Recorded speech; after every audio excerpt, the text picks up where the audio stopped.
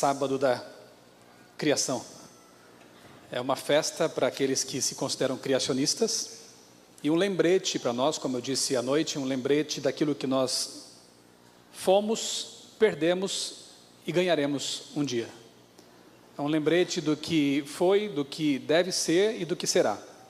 E que bom que a Igreja Adventista Mundial escolheu um sábado por ano para que nós... O sábado já é um lembrete semanal, né?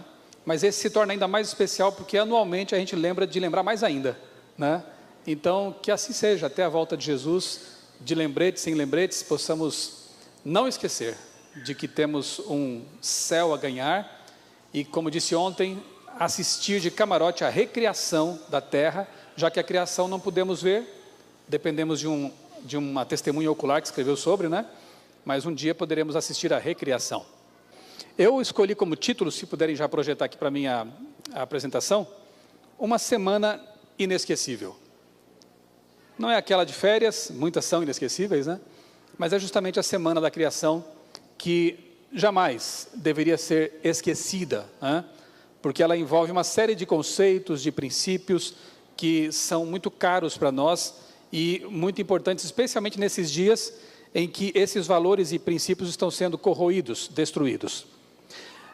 Eu disse à noite que eu mostraria uma escultura que eu comprei numa das minhas viagens. Eu gosto de, quando passo por algum lugar diferente, comprar pelo menos um imã de geladeira. Algum souvenir para poder depois recordar, né? Dos momentos passados em família, das pessoas que a gente conheceu. Lembretes, são lembretes. E quando eu vi essa pequena escultura, eu pensei na hora, isso precisa ir para minha casa. Eu quero colocar em cima do piano, para todos os dias, quando eu sair de casa e ao voltar para casa, olhar para essa escultura e me lembrar de algumas coisas.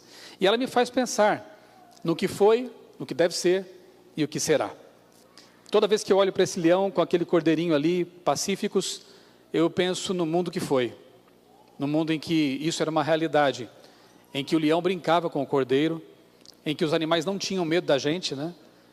Penso no que deve ser uma luta, né? Para uma adequação para a vida que teremos, no sentido dietético, no sentido comportamental, em tantos sentidos, né? Devemos procurar viver o mais próximo possível do plano que Deus estabeleceu para nós. Evidentemente que nem tudo é possível porque estamos no mundo caído, né? Então algumas coisas são adaptações, algumas até um pouco grosseiras, né? Da vida que foi e que será. E um lembrete daquilo que virá, porque a Bíblia nos diz que, de novo, no futuro, o leão, ele vai comer pasto com o cordeiro. Pode ser até estranho falar isso hoje, né? Um leão vegetariano, né? Mas voltará a ser assim, porque a morte não existia e não mais existirá. Então, realmente, a cadeia alimentar vai sofrer drásticas modificações. E eu gosto de contemplar essa estatuazinha por causa disso. Para mim é um lembrete. E a semana da criação, para nós, tem que ser esse lembrete. O sábado, especialmente, tem que ser esse lembrete semanal daquilo que foi, daquilo que será e do que deve ser também a nossa vida hoje, né? Vamos ler juntos esse texto, Isaías 45, verso 18, e você já vai entender porque eu coloquei como foto de fundo ali um bercinho, um quartinho de bebê. Isaías 45, 18, o profeta escreveu assim: Assim diz o Senhor, que criou os céus, o Deus que formou a terra, que a fez e a estabeleceu, que não a criou para ser um caos, mas para ser habitada. Eu sou o Senhor e não há outro. Veja que bonito, né? Aqui o texto diz que Deus criou a terra para não ser um caos, como por exemplo Vênus é hoje, né? Mercúrio. A terra foi feita para ser habitada. E quando eu leio um texto como esse, eu me lembro, eu sou pai de 3 filhos, né? Eu tenho 2 meninas e um garoto. As 2 já estão na adolescência e Micael tem 8 anos. Nos 3, foi uma festa, né? Eu até marceneiro virei, preparando lá o quartinho, né? Cortando madeira para colocar na parede, né? Quando era moda aqueles bichinhos assim colados na parede, né? Então assim, foram momentos muito especiais de expectativa, de preparo para a chegada dos nossos filhinhos, né?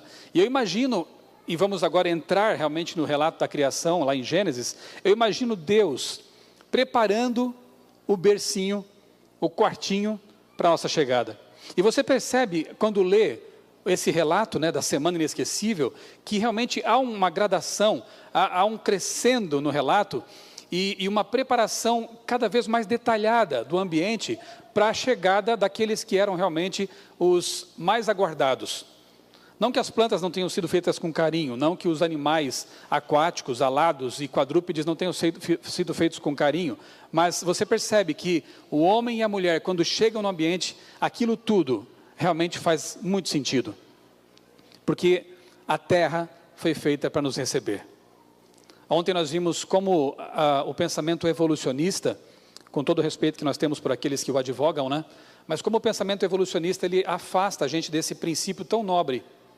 Ele nos tira de um jardim, nos tira a ideia de que fomos esperados com muito carinho, com muita consideração, e nos passa uma ideia de que fomos, talvez tenhamos nos originado numa caverna, e seríamos apenas animais racionais, macacos pelados, como alguns dizem, né?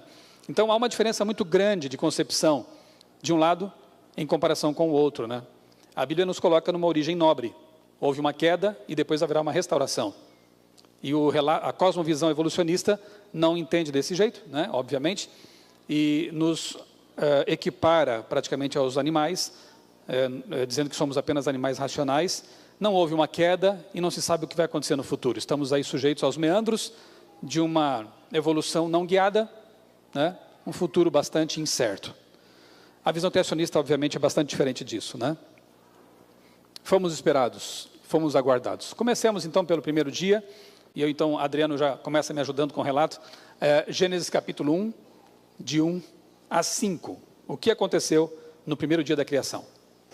No princípio criou Deus os céus e a terra. A terra, porém, estava sem forma e vazia. Havia trevas sobre a face do abismo, e o Espírito de Deus pairava por sobre as águas. Disse Deus, haja luz, e houve luz. E viu Deus que a luz era boa, e fez separação entre a luz e as trevas. Chamou Deus a luz, dia, e as trevas, noite. Houve tarde e manhã, o primeiro dia. Vocês vão perceber que o relato é bastante simples, né? Da perspectiva de um observador humano, ele está vendo, não sei se... Ele está tendo talvez uma visão, né? Vendo ali o relato da criação e narrando isso para nós. Eu até ontem brinquei dizendo que um dia eu vou reclamar com Moisés, porque ele foi muito sintético aqui, né? O capítulo 1 acaba rápido, eu queria saber mais coisas. Eu queria saber um pouco mais de química, biologia, física quântica, quem sabe, mas ele não escreveu nada disso, ele escreveu algo bem enxuto, né? Mas obviamente que ele não podia colocar conceitos assim tão complexos, porque o relato seria incompreensível por muito tempo, e ele tinha que ser compreensível já logo de início. Hoje a boa ciência, a pesquisa científica nos ajuda a preencher alguns vãos aí no relato, né? E a gente fica ainda mais maravilhado quando percebe que o relato ele é científico, né? Embora a linguagem não seja assim e o detalhamento não seja também dessa forma. Mas quando, como diz Ellen White, né? Quando corretamente compreendidas, tanto a ciência quanto a teologia, elas estão em harmonia, né? O que acontece aqui no primeiro dia, então? A criação do dia e da noite, né?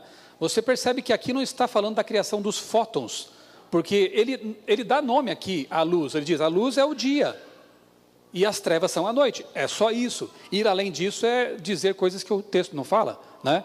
Então, acontece o que nesse dia? Deus ajusta a velocidade de rotação da Terra para que possa haver ciclo dia e noite. Muito bem, a luz, já que fala de luz, né, é algo assim extraordinário, né? É um tipo de radiação, como sabemos, que não depende de um meio material para se propagar. É fantástico, né? No caso nosso, o Sol, a nossa estrela mais próxima, emite essa quantidade enorme de radiação e a luz chega até nós viajando pelo vácuo, né? Eu quero só pontuar aqui uma questão de que os fótons já existiam. E como é que nós podemos afirmar isso? Bem, olha ali. Água existia ou não existia já nesse momento aqui? Sim. No princípio criou Deus os céus e a terra. A terra era sem forma e vazia, e o Espírito de Deus pairava sobre a face das águas. Esse verbo pairar aqui, rahap, é muito interessante porque ele se refere a um ser real. É como uma águia que está ali pairando sobre, protegendo. Então nós vemos aqui uma indicação da pessoalidade do Espírito Santo, indo totalmente contra algumas ideias heréticas que há por aí. Então o Espírito Santo pessoalmente está ali, zelando, ajudando no preparo do berço, do quarto do bebê. Ele paira sobre um ser físico. Ok, ele paira sobre as águas, então já havia água. E para que exista água, né, em forma líquida, moléculas é que formam esse líquido, né? E moléculas só existem por causa da atração entre átomos. Átomos só existem por causa da atração entre os elétrons e prótons. Todas essas formas de atração só existem por causa dos fótons. E se há algum físico entre nós, vai convir comigo que os fótons já deviam existir. Portanto, o relato de Gênesis 1 não está falando da criação do universo, tá, irmãos? Aqui, o foco do relato é a criação da terra para ser habitada. O termo mais correto seria terraformação. A própria terra inorgânica possivelmente já existisse, porque o relato diz que no princípio já havia alguma coisa, né? E então Deus começa a preparar o berço para a chegada do ser humano. Nós criacionistas, embora haja algumas visões um pouco assim diferenciadas, mas cremos sim que o universo pode ter seus 13, 14 bilhões de anos sem problema algum.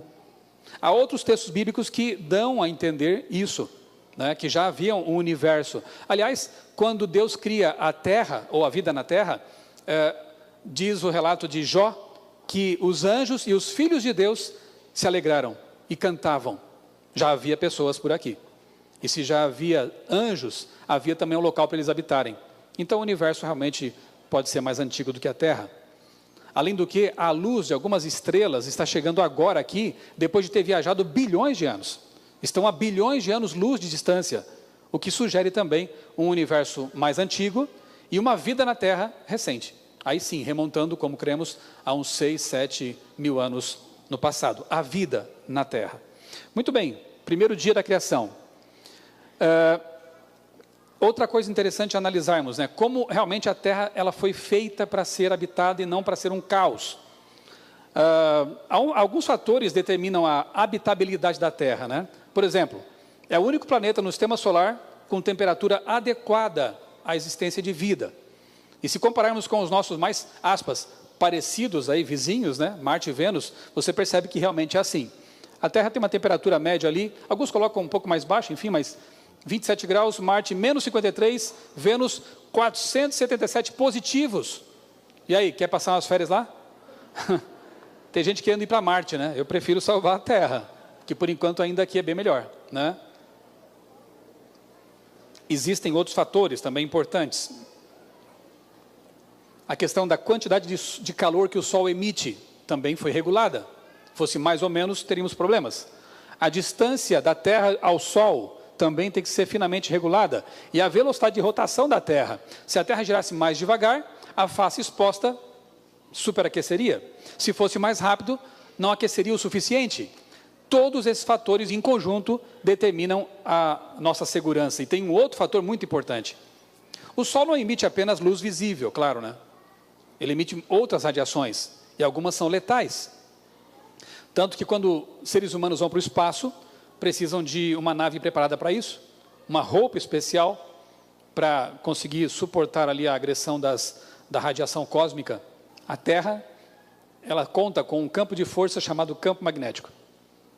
Há uma espécie de dínamo interno aqui na Terra que gera esse campo.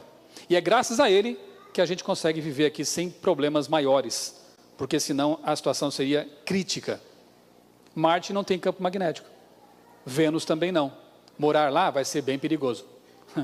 Então vamos tentar salvar, manter nosso planeta o máximo possível que pudermos, né? Para que possamos habitar nele até a volta de Jesus. Louve a Deus pelo campo magnético.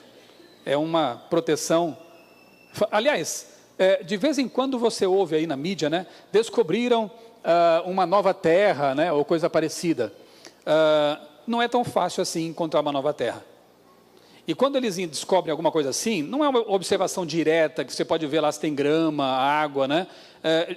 Eles conseguem ver isso pela oscilação no campo gravitacional das estrelas. Então dá para saber realmente que tem um planeta ali girando em torno daquela estrela. Consegue determinar a distância entre o Sol deles, né? Ou do planeta ao planeta. Essas coisas podem ser determinadas, mas mais detalhes do que isso é bem complicado. Não dá para saber se tem um campo magnético. Não dá para saber se a atmosfera realmente é respirável.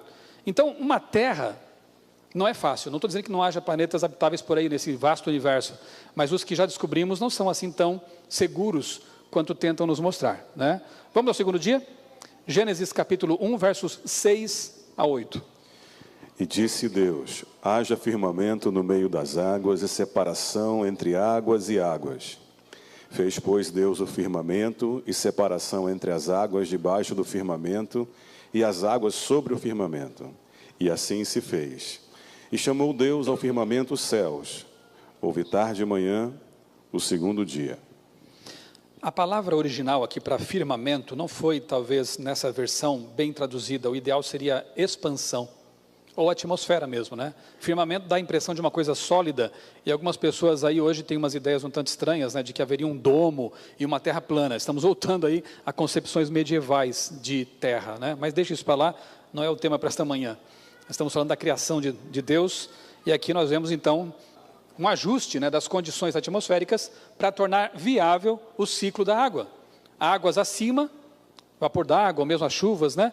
E abaixo, lagos, rios, mares, os mares antediluvianos, né? Então, um ajuste. Deus está ainda preparando o ambiente, repito, né, para a chegada dos seres vivos. Veja só aqui algumas comparações. Saturno, ele é tão grande, tão massivo, que tem um campo gravitacional tão intenso, que ele não consegue liberar hidrogênio para o espaço, né? Ele retém grandes quantidades de hidrogênio, uma atmosfera irrespirável para nós. Na Terra, boa parte desses gases eles vazam para o espaço, porque o campo gravitacional da Terra não é tão intenso quanto o de Saturno. Já o Mercúrio é tão pequeno que praticamente não tem gravidade. E ele não consegue reter moléculas de gases, portanto não tem atmosfera. Até isso nós temos de ajustado, né? Uma gravidade suficiente para manter uma atmosfera respirável aqui para nós. Mais uma comparação, em questão de gases de atmosfera, né?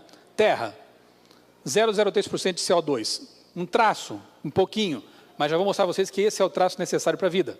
Tem que ter 79% de nitrogênio, 21% oxigênio. Vamos ver Marte, nosso irmão aí? 98% de CO2. Não dá. Sufoca na hora, né? 2,7% de nitrogênio e 0,13% apenas de oxigênio. Vênus, quase igual. 95% de CO2, 1,9% de nitrogênio, alguns traços de oxigênio. Também não dá certo a férias por lá, né? Se você estava pensando.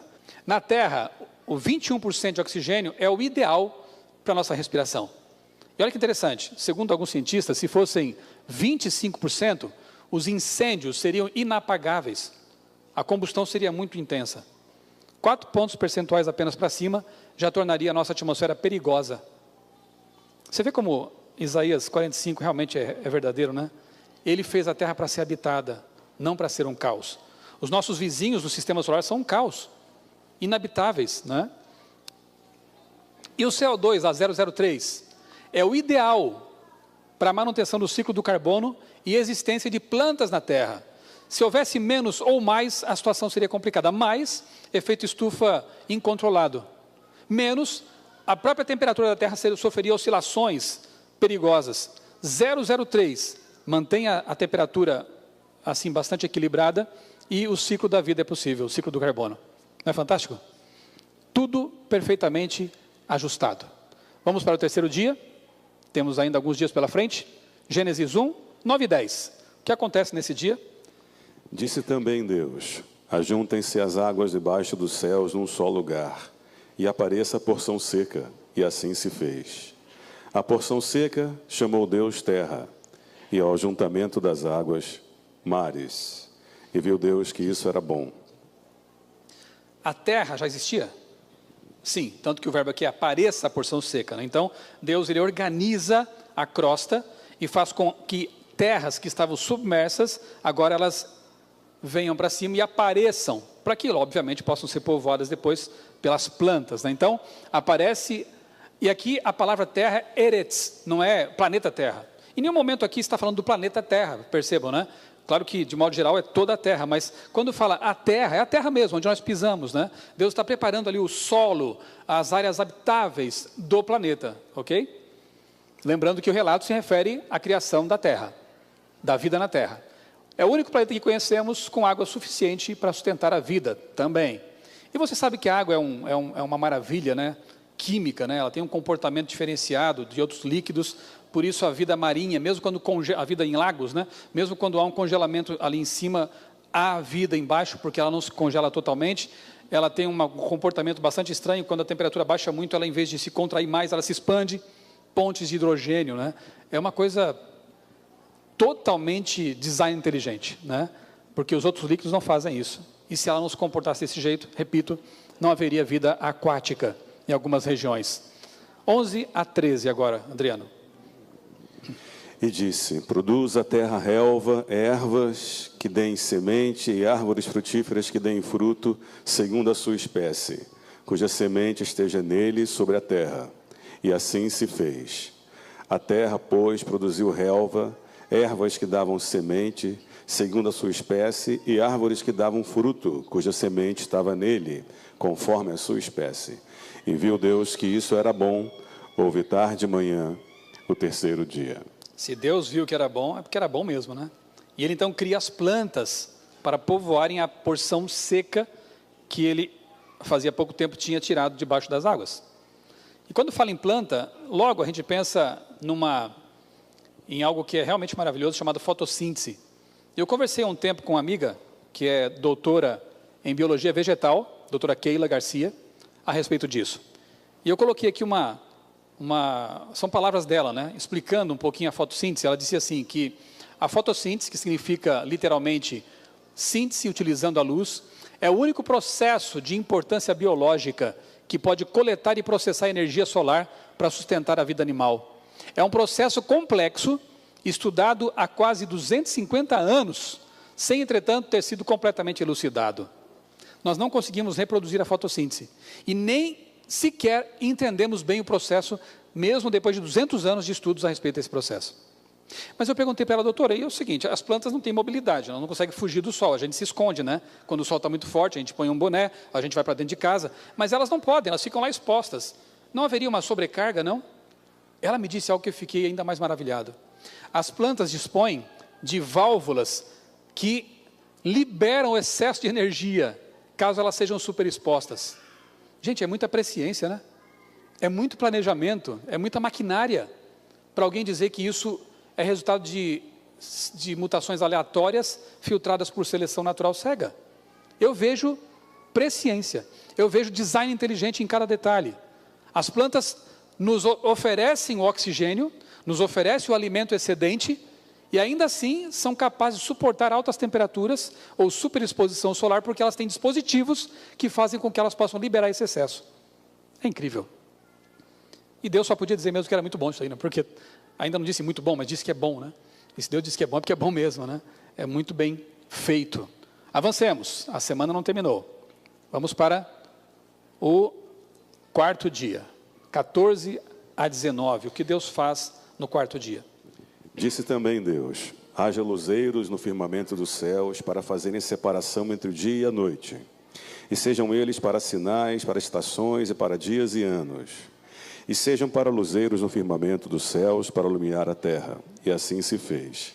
Fez Deus os dois grandes luzeiros, o maior para governar o dia e o menor para governar a noite. E fez também as estrelas, e os colocou no firmamento dos céus, para iluminarem a terra, para governarem o dia e a noite, e fazerem separação entre a luz e as trevas. E viu Deus que isso era bom. Houve tarde e manhã, o quarto dia. Aqui também existem algumas divergências entre criacionistas. Há alguns que pensam que Deus poderia ter criado no quarto dia mesmo o Sol e a Lua. E há um outro grupo, me enquadro nesse, que crê que ele pode ter criado o Sol e a Lua bem antes disso. E no quarto dia, então, ele faz aparecer. Porque, interessante, a estrutura ali do hebraico é muito parecida com o que acontece no dia anterior, quando ele faz com que apareça a porção seca. Aqui ele faz com que apareçam os grandes luminares. É possível que a atmosfera fosse tão espessa anteriormente, que aqui Deus então a torna mais translúcida, e finalmente a luz do Sol e da Lua passam a ser observadas pelo observador, no caso Moisés. Então, pode ser, repito, não estou aqui afirmando categoricamente, que Sol e Lua já existissem e Deus agora faz com que eles apareçam. É muito improvável que as estrelas todas tenham sido criadas no quarto dia, né? Por vários motivos, já apresentei alguns para vocês.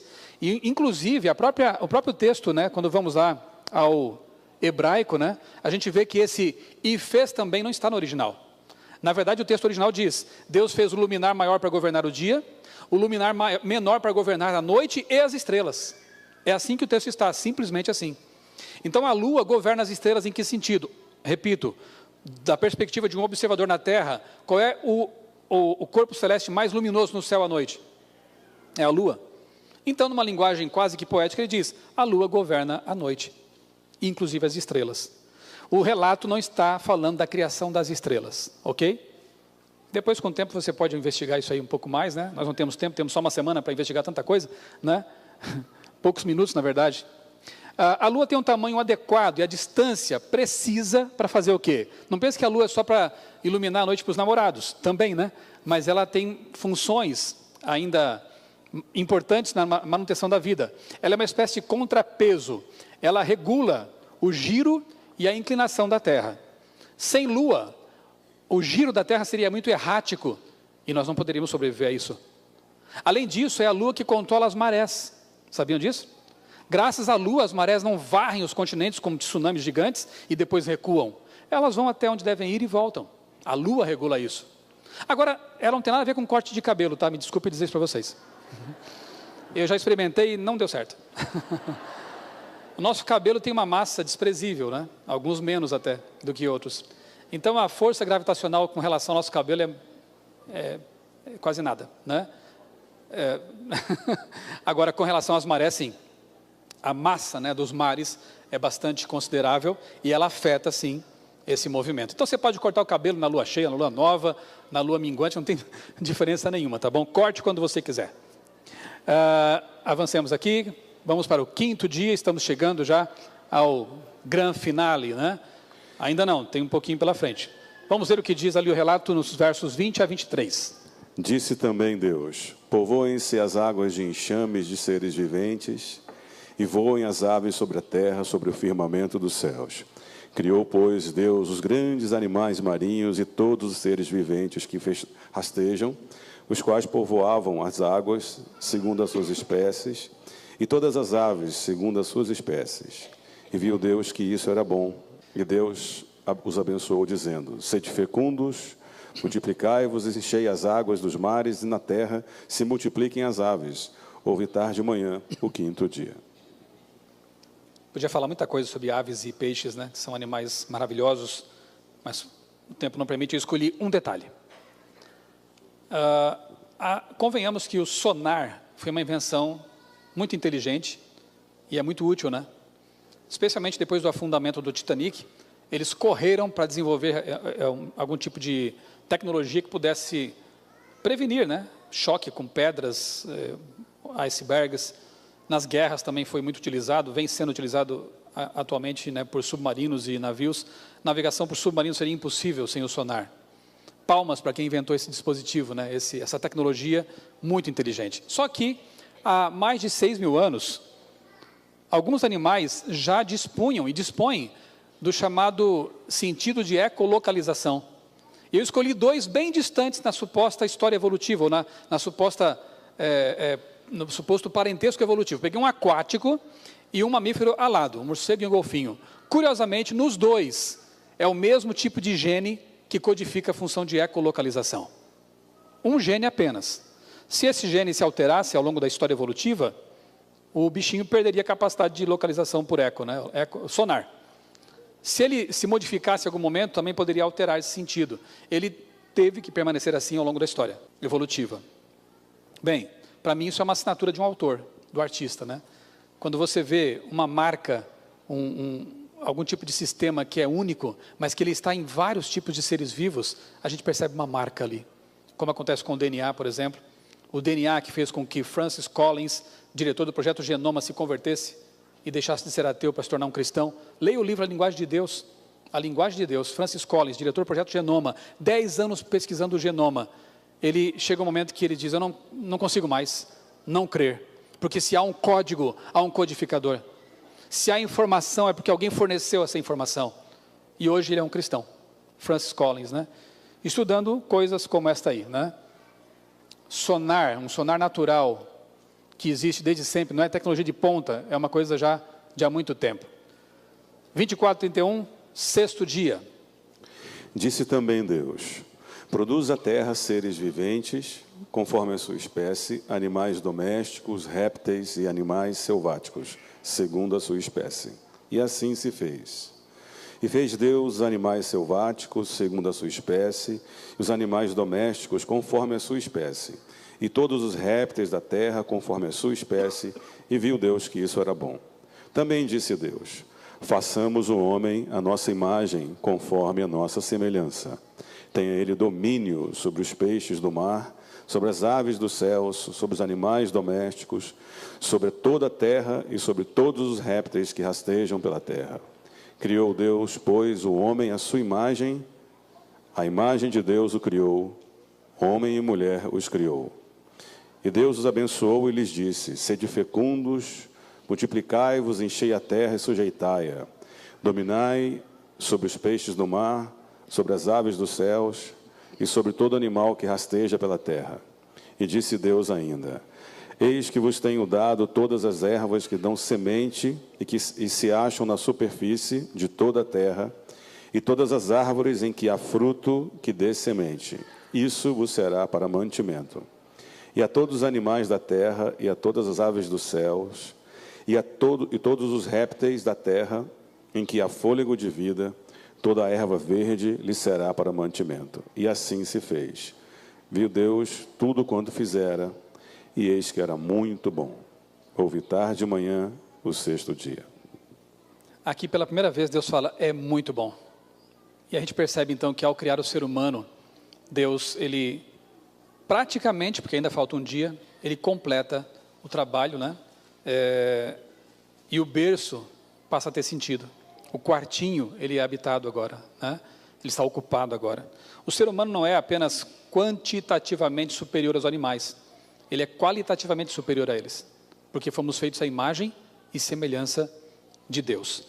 Muita coisa poderia ser dita, obviamente, a respeito da criação dos animais, né? Do casamento heteromonogâmico, que também é criado aqui no sexto dia, de instituições, né, que foram criadas ali.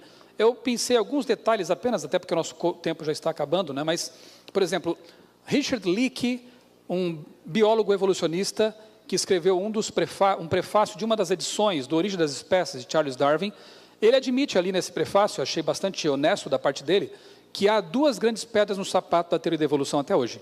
Uma delas, a explosão cambriana. Não tenho tempo de falar sobre isso agora. À tarde, às 17 horas, ficou marcado assim? 17 horas, eu vou trabalhar um pouco mais alguns conceitos assim. O título da palestra é As Maiores Fake News Evolucionistas.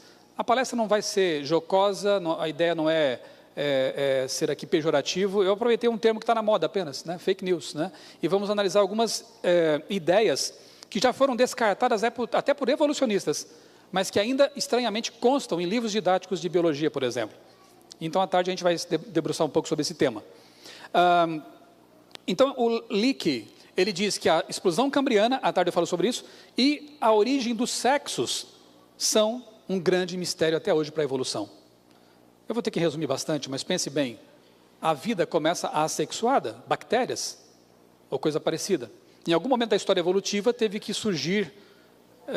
que surgir dois seres que passaram por mutações distintas, uma mutação dando origem a um sistema reprodutor masculino com toda a sua complexidade e elementos interconectados, hormônios e tudo mais, e outra mutação que deu origem a um sistema reprodutor feminino com toda a sua complexidade específica ali, né? E eles tiveram que sofrer essas mutações numa mesma geração, porque tinham que se encontrar, e no mesmo habitat, próximos, porque tinham que se encontrar, afinal de contas. Os milagres começam a se multiplicar, e nessas horas eu penso, eu que sou crente, né? E, bem, eles se encontram, e curiosamente são compatíveis, e dão origem a um outro ser, que também consegue se reproduzir. Isso é muito milagre, e é por isso que Richard Leakey diz, não é fácil explicar um mistério como esse. Biblicamente falando é bem simples, né? Deus os fez homem e mulher, e disse: cresçam e se multipliquem. Eu sei que o relato é simplista, mas tenta explicar de outro jeito, né?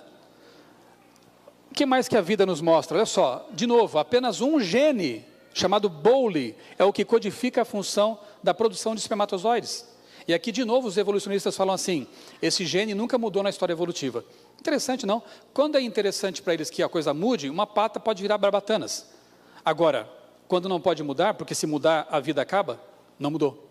Isso acontece com o gene Bowley, acontece com o homeobox, que é o gene que é uma espécie de mestre de obras que organiza a multiplicação celular quando o embrião está em formação, porque veja que interessante, né? Uma única célula começa a se multiplicar de forma aparentemente desordenada e formam 2 braços, 2 pernas, 2 olhos, 2 ouvidos, seres simetricamente bilaterais.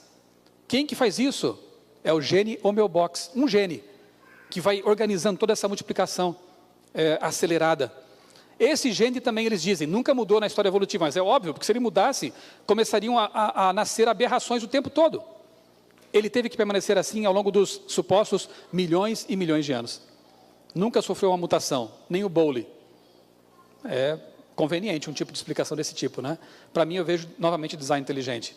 Genes que foram feitos com funções específicas, ultra específicas, dos quais dependemos para existir, inclusive. Tanta coisa podia ser dita, né? Olha só, vamos aumentar um pouquinho a dificuldade? Tudo bem, deixemos assim, vamos dar uma chance para o acaso. Então, houve uma mutação masculina, uma feminina, eles se encontraram, eram compatíveis, deram origem a uma vida, mas a vida tem que nascer agora, e como é que fica? A passagem desse bebê. Perceba que a pelve da mulher e a do homem são bem diferentes. A da mulher, ela tem uma passagem, ela tem uma abertura maior. Além disso, quando a mulher está para dar à luz, jorra ocitocina na corrente sanguínea e os ligamentos se afrouxam. Então, a coisa foi muito bem pensada, antevista. Há homens aí querendo ser mulher, pode até querer ser, mas se na hora que for dar à luz, você morre. Você não foi projetado para isso. Vai ter que ser cesárea o tempo todo. Porque a mulher foi belamente projetada para abrigar a vida e dar a luz a essa vida. Só que o primeiro bebê tinha que nascer, e como é que o corpo já sabia disso? Como é que os organismos já sabiam disso? Antevisão, planejamento. Só pode ser desse jeito, né? Tu criaste cada parte do meu corpo, disse Davi. Tu me formaste na barriga da minha mãe. Tu me viste antes de eu ter sido gerado, ter nascido. Lindo, né? É por isso que Davi, embora não fosse um estudante de embriologia, também escreveu: eu sei que de modo assombrosamente maravilhoso eu fui formado. Disso ele sabia, que é uma coisa assombrosa, maravilhosa, a formação de uma nova vida. Deus compartilhou conosco um pouquinho do seu poder criador, né? Ele nos deu esse poder, em termos, né, de gerar vida. Aqui, eu queria fazer uma viagem com vocês dentro de uma célula, mas o tempo já está se esgotando. Eu vou mencionar apenas, eu quero só mostrar essa animação. Por favor, clica no meio da tela. Nós vamos ver uma kinesina, uma máquina molecular, caminhando ali no microtúbulo e levando nas costas uma vesícula. Dentro da célula, olha que coisa impressionante. Eu gosto muito dessa maquininha aí, eu acho simpática. Ela literalmente caminha nos microtúbulos, né? Quantas células nós temos? Trilhões. E cada uma dessas células tem milhares de robozinhos moleculares chamados kinesinas. Quantos robozinhos temos então? Aí, não sei, 1000 vezes trilhões, né? Alguém aqui está preocupado nesse momento com a movimentação das kinesinas? Você está pensando assim, o kinesina no dedinho do pé, por favor, leva essa vesícula para o lado esquerdo da célula, porque estão precisando lá. Você está pensando nisso? Graças a Deus, segundo um físico, amigo de Stephen Hawking, escreveu um livro, Milodnov, é um russo, ele diz que 70% do processamento cerebral é automatizado. 70% são automatizados. 30% é o que você está usando agora para pensar na minha palestra, espero que sim, né? Esteja concentrado aqui. 30% é para você se divertir, para você pensar, para você sonhar, para você amar. 70%, você está dormindo, está tudo funcionando. As kinesinas estão se movimentando ali, o coração. Alguém está pensando no coração agora? Bate coração, bate coração. Tem alguém pensando nisso? Não precisa, né? Diafragma, funciona, respire, por favor, não pare os pulmões. Talvez agora você vai respirar um pouquinho consciente, porque eu falei. Mas até então estava tudo automático. 70%, graças a Deus, desse processamento é automatizado. E se não fosse assim, a gente travaria na hora. Se tivéssemos que administrar tudo isso conscientemente, a gente travava. Não tem iOS, Windows que deem conta disso. O nosso sistema de processamento é muito superior a tudo isso. E vai ser sempre inigualável. De onde vem isso? De modo assombrosamente maravilhoso, me formaste. Lembra desse evento? 6 de fevereiro, que marco na história. Elon Musk lançou ao espaço o seu Falcon Heavy, né? Dentro do qual tinha lá um Tesla. Eu assisti ao vivo, eu lembro que foi muito legal ver os foguetes voltando, né? Pousando na Terra e tal. O Tesla dele está viajando para Marte agora, está lá no espaço, né? O que me chamou a atenção, e não foi assim muito destacado na mídia, é que por ordem do Musk, foi colocada uma plaquinha dentro do carro, né, do Tesla, com a frase Made on Earth by Humans, feito na Terra por humanos. Qual era a ideia dele de colocar essa frase dentro do carro? Feito na Terra por humanos. É meio óbvio, né? Se algum ET inteligente, que saiba ler inglês, ele acha que não pensou nisso, né? Encontrar esse carro no espaço, ele vai saber que foi feito por pessoas inteligentes. Mas precisava disso? Esquece o Tesla do Musk, vou pegar um Uno e vou explodir o Uno. Está aqui, as peças todas, né? Só de olhar para esse negócio eu já percebo, é design inteligente. Todas essas peças compactadas, interconectadas, com funções específicas para que ele possa funcionar. Não precisa ser um Tesla e nem precisa dizer que foi feito na Terra por humanos. Foi feito, sim. Alguém teve que fazer. E quando eu olho para um mapa como este, ó, infinitamente mais complexo, esse é um mapa metabólico humano. Os médicos aqui conhecem muito bem isso aí. Se você disser que isso aqui não é design inteligente, eu não sei mais o que é. Né? Não precisa dizer que foi feito por humanos. E aqui não precisa dizer que foi feito por Deus. A gente fica tão maravilhado quando vê esses feitos humanos, né? E se maravilha também com o ser humano, mas esquecemos de nos maravilhar com aquele que nos fez capaz de fazer essas coisas. Não é?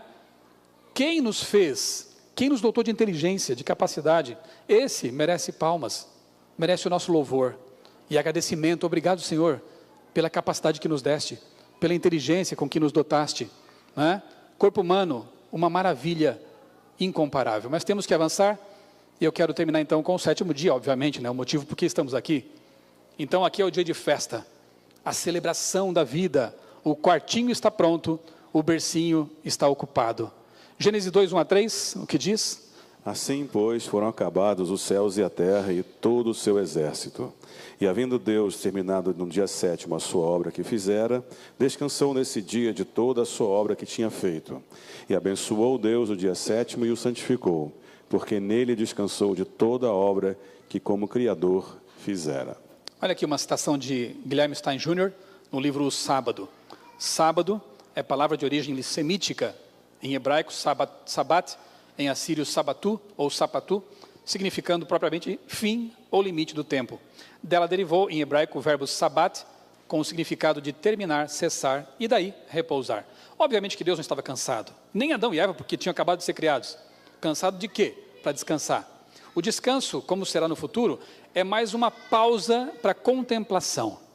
E Deus cessa a sua obra e admira com seus filhos. Filhos, eu fiz tudo isso para vocês. Como eu queria assistir esse dia lá.